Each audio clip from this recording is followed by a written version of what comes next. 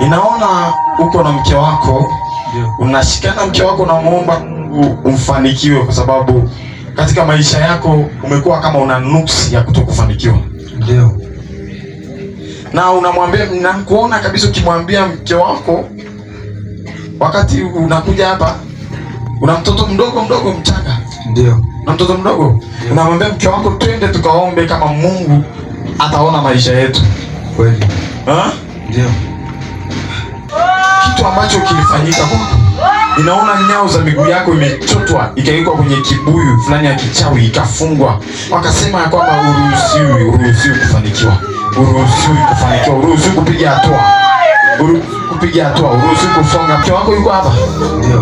Mwambie mke wako njoo. Mke wangu njoo.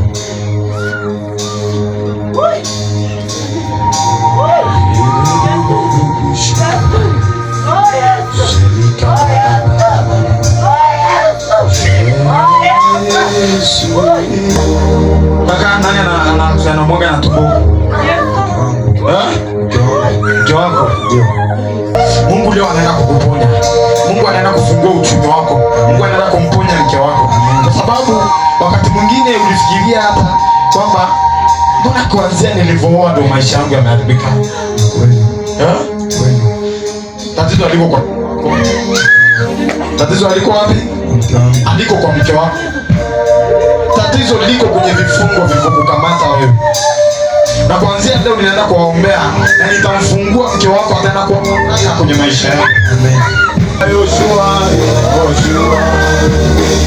Amasia Elio Adonai Mfalme mkuu